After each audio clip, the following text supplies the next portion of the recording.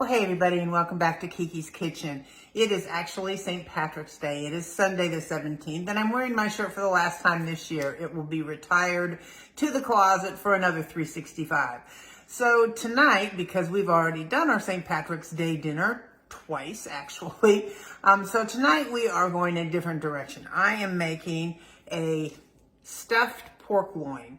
Now, this isn't actually a half loin. This is one of the most affordable cuts of meat there is out there, but you really got to work it to make it not dry. This is also one of the driest cuts of meat there is. So this one was $2.29 a pound. So this big piece of meat cost me $7. So we figure out what to do with it. I'll get back to this piece of meat later. What we're making, by the way, is French onion stuffed pork loin. I've made it before, but it's been probably a year, and my husband said, can we have that? Great. It's time to update you with it. So what we're going to do is I have a cast iron here that I have melted about 6 tablespoons of butter in. I'm going to turn that back on. I want that big enough for this to fit down. So you need to have, and if you don't have an oven ready or an oven safe frying pan, such as a cast iron or another one, then you need to have a baking dish big enough for this. So we're gonna put this aside for the moment. We're gonna start with our onions and get them done first. So I have, like I said, I have about 6 tablespoons of melted butter in here. I have 3 onions that I have sliced half moon, and we're gonna put those in here, and we're gonna get those going and get them caramelizing. They are going to go both inside, because this is a rolled piece of meat, and they're going to go both inside the meat as well as on top.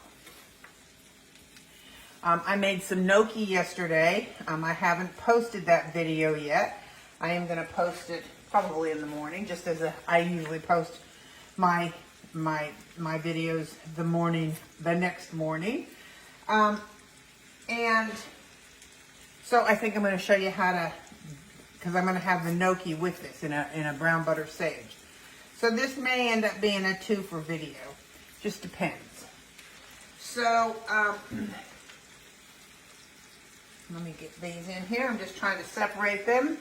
I cut them and then cut them in half into half moon sizes. Get all of that in there.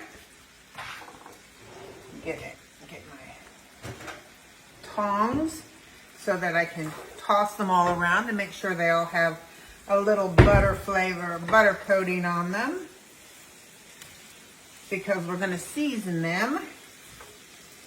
And we're going to add some red wine and beef stock.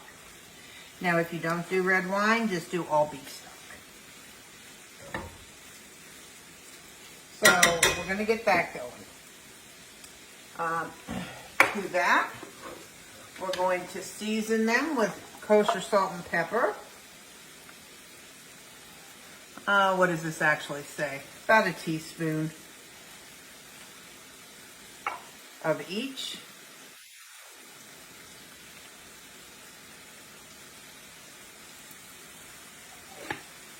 Or to your taste.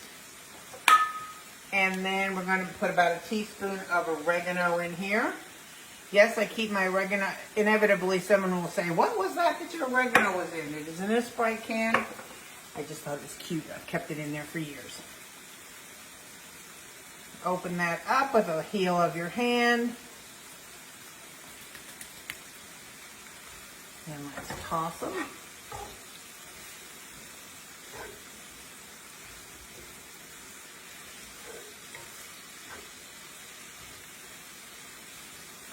There we go. And to that, I am going to add, in this cup, I have a half a cup of red wine, which this is a Shiraz actually, but it's inexpensive. Cabernet works, whatever you have works just fine. So I have a half a cup of that in here, and I have 3/4 of a cup of stock. And I'm going to put that in here.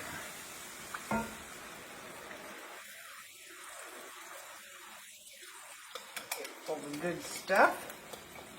And it kind of sunk to the bottom.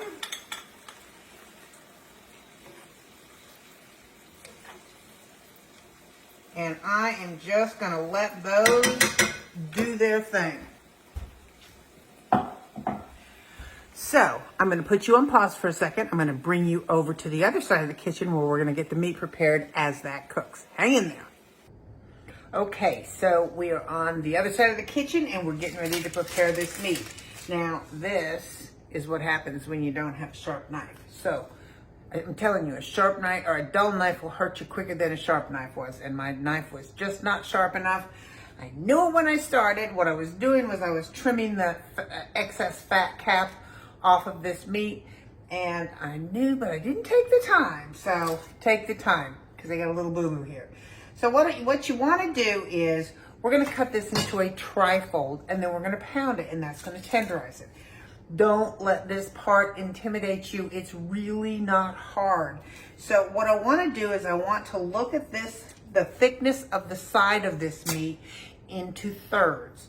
I want to cut as a third of it down, but I'm going to only cut, I'm not cutting it all the way through. I'm cutting it to about right here because I'm going to open it like a book. So I'm butterflying it essentially, but I'm going to do that 3 times. Watch the top of my head. Okay, so let's cut this.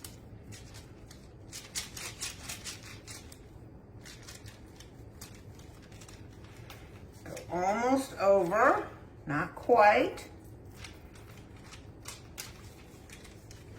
And I'm cutting it thin. I want it to be thin.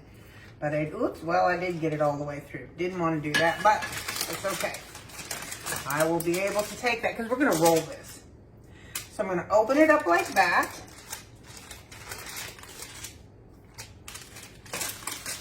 And then I'm going to go, so now I've opened it like a book. You see that? So this is very thin, which is not a bad thing at all. And then I'm going to start from the binder, if you will, of the book, the inside of the book, and I'm going to cut another third out. And I'm going to go almost to the edge.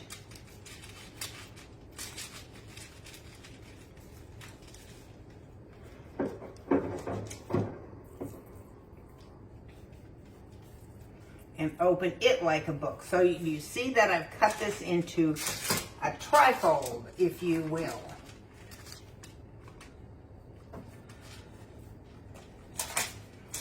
There we go. See that? And so now we have it laying flat. Yes, I have holes in that, but it won't matter because I'm going to roll it. So you'll see. So I'm going to get rid of this knife because now it is sharp. And I'm going to rinse my hands off here so that I can hold my mallet. So the thickest part of this right now is in the middle. So we want to pound that out thin. So I want you to actually see the side of this before we start. You see that?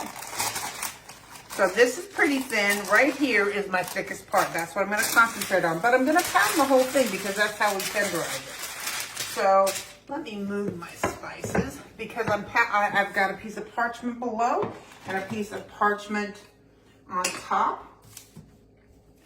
And I'm actually going to keep this kind of close because if I start whacking this, my knuckles will hit the counter. And I'm just going to whack it, but I'm not going to make you listen to that. So I'll be back when it's nice and flat. I'll be back. Okay, done and done. And as you can see, it's much thinner. So what I'm going to do to season this meat is I have a couple of tablespoons of olive oil in here. I have about a half a teaspoon of granulated garlic, salt, kosher salt, and granulated and ground pepper. Coarse ground pepper. So I'm going to drizzle it on my meat.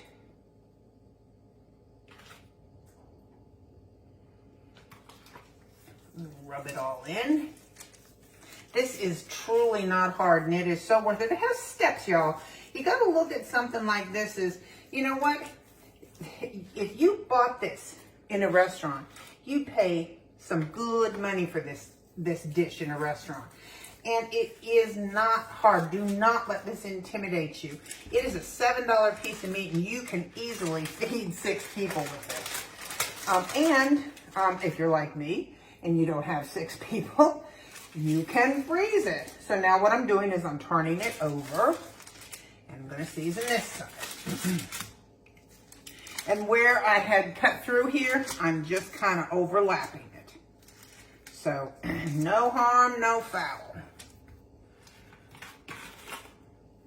Gonna do this again.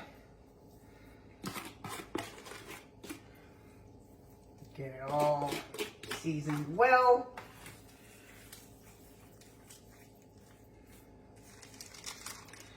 Which way? I think it'll lay better this way. These are our oh so yummy onions that we caramelized, and this is the butter that we caramelized the butter and the wine that we caramelized them in. So let's not waste that. That's got flavor to it. So now I'm going to take about half of these. I'm going to put them on this end because since that's where our hole is, we will roll, well, we will roll from that end for sure. And I just want to kind of spread them out. And I'm saving some because I want some at the end on the top. That looks good. And you saw how many onions I have. They truly cook down. So don't say, oh my gosh, that's so many onions. Because I had 3 onions and this is what it cooks down to, which is plenty. So now I have Gruyere cheese, and this one is open. I'm going to use it all. But I do need my hands washed because I'll never get it open because my hands are too slippery. Hang on a second.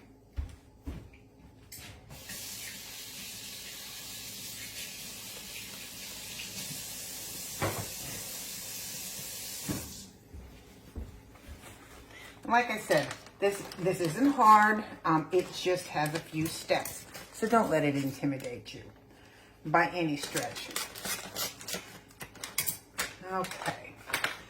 So I'm going to take my Gruyere cheese, which is a really good Swiss cheese is what it is. It is Swiss cheese. And and I get this at Aldi, and I use it in my, that dip that I make, the onion dip, the Swiss onion dip. This is just a really, really good cheese. So we're gonna sprinkle that all over. And a little more because, you know, why not?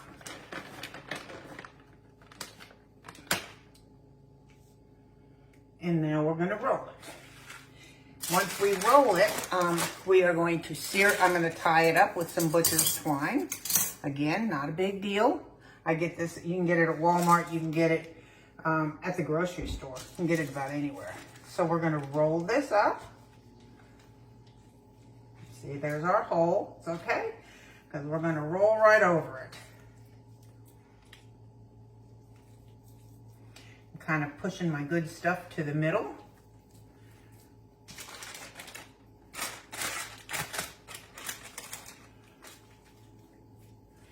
There we have it. We have my twine. I'm going to push that down in here. Set my twine down. Kind of slip it underneath.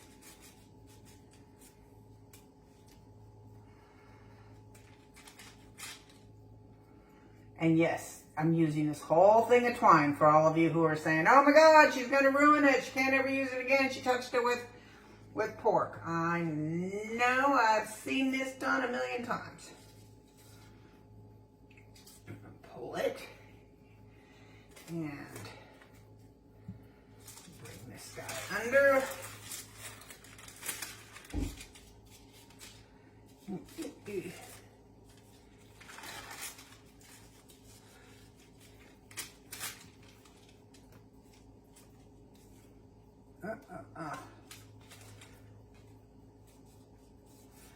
just work with me. My hands are so slippery that it's just being ugly to me. All right, come under here. Just one of you. Thank you.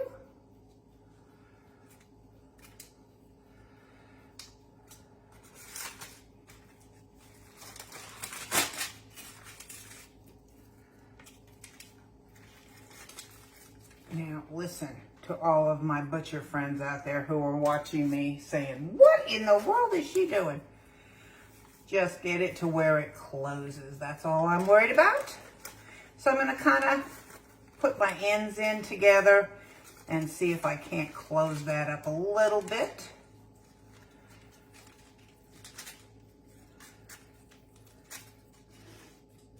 And tie it off.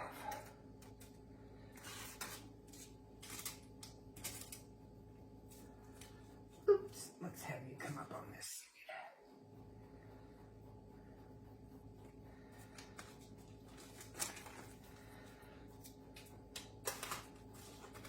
Anyhow, any way you can do it works, y'all.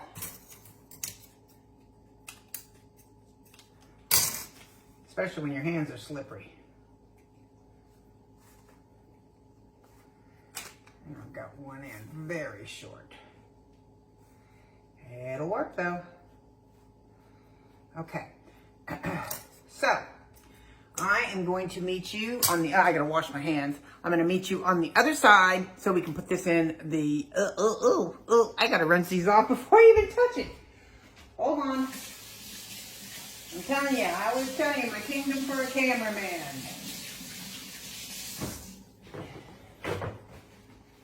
Okay. I'll see you on the other side.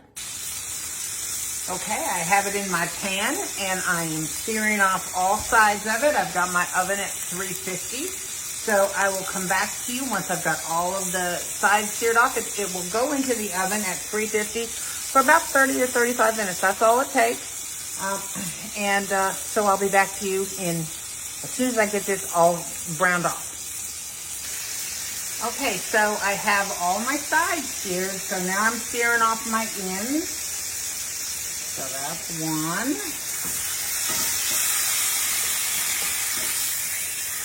That's another. Just a quick sear.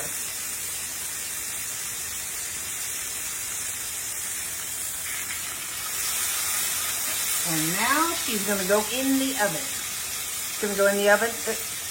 Hang on one second. I got too many things happening here. Okay. In the oven she goes.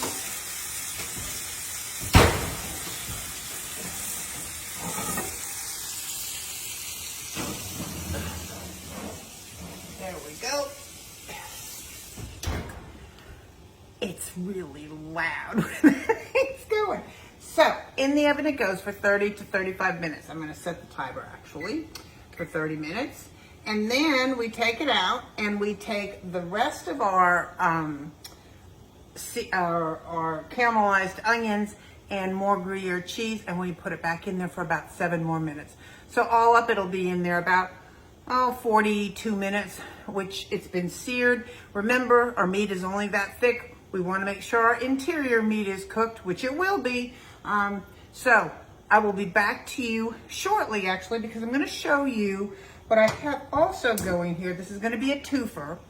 I have now got water going in this pot. We're going to bring it up to a boil and add some salt. You know, whenever you're doing pasta water, you always want to wait until it comes up to a boil. And once it's hard boiling, then you add your salt. Carefully, because it'll boil up. But if you add your salt before it starts to boil, it'll just sink to the bottom of the pan and it won't do what you want it to do. So we're going to bring this to a boil. We're going to add kosher salt to it. And then these are the gnocchi we made earlier, which I haven't posted that yet, but it's going to be posted. But it'll post before this gets posted. This video gets posted. These are our homemade gnocchis. You see the nice ridges on them? Gnocchi is pasta, basically, kind of, made out of leftover mashed potatoes. Well, that's how I make it anyway. A lot of people start with potatoes, and that's their intention to make gnocchi. I usually do it when I have leftover mashed potatoes. So that I did yesterday, and I ended up with 4 of these little bags, you know, which is a good bit of gnocchi. And so we're gonna put it in here, and we're because it's frozen, so we're gonna put it in here frozen, and when they float to the top, they're done. When they're done, we'll scoop them out, and we're gonna be making a brown butter sage, and frying them up in a pan. They will be yummy. So let's let that come up. The timer's going. We've got things going. We'll be back. Okay, our water is boiling up, so I'm gonna add my salt to it. And kind of let it bubble up a little bit. And now I'm going to add my gnocchi. And actually, excuse me, I need to move you a second to get my little basket dipper out. There we go. Needed this. And now I want this into a nice heavy boil because I'm putting these in here and they're frozen. So it's going to bring my water down pretty well. And I want to stir them around a little bit. And when they float, we're going to take them out and put them in a bowl, or on a plate, or in a bowl. Because only for a minute. Over here, in this pot pan right here, I have about 6 tablespoons of butter. And to that, I have 12 sage leaves.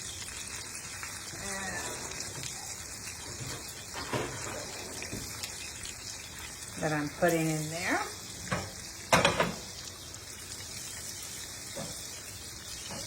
Gonna kind of let that cook for a minute. Let that cook for a minute and we'll be back.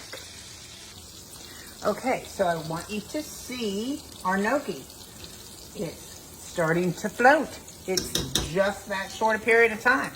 So I'm gonna take it out, I'm gonna put it on a plate, and as soon as they're all done, we're gonna put them into this brown, because what I'm doing here with this butter is I'm cooking it, I want it to get brown. I don't wanna burn my butter, but I want it to get brown so it's nice and nutty and rich. So we'll be back in 2 seconds. Okay, our butter is browning nicely. So to that, I'm adding 2 cloves of garlic. If you're not a garlic lover, then just don't add it, no problem.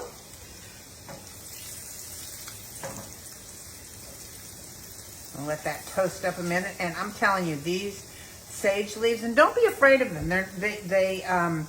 They're gonna get nice and crispy, and they lose a lot of potency. So they're not gonna overtake your dish by any stretch.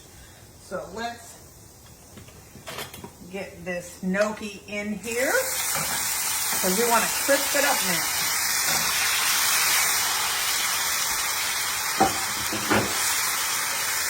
Spread it out.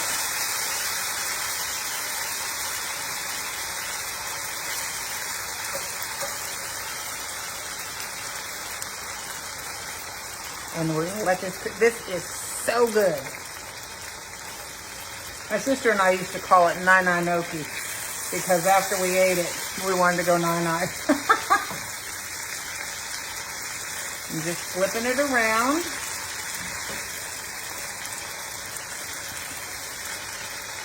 You can put walnuts in this, Denise, and it's really good.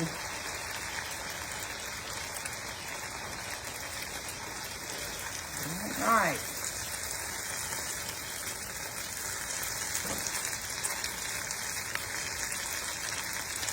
Get this nice and crisp. So, it's going to just continue to do this. We're going to get it nice and crisp, and we'll be back with the finished product. Okay, we're out of the oven at 35 minutes. First I went in and I cut all of my strings off, right?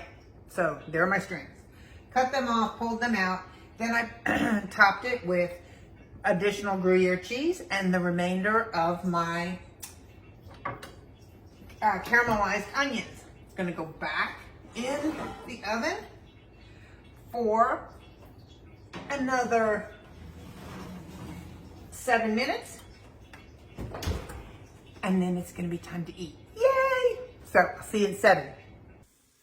Okay, so we're done. So you can see, I think you can see the sliced roll. And then this is my plate that has, we have some roasted broccoli and some gnocchi. And of course our rolled pork roast. It is just delicious. It has a few steps, but I hope you try it because it's worth it. So you have a good night. Bye.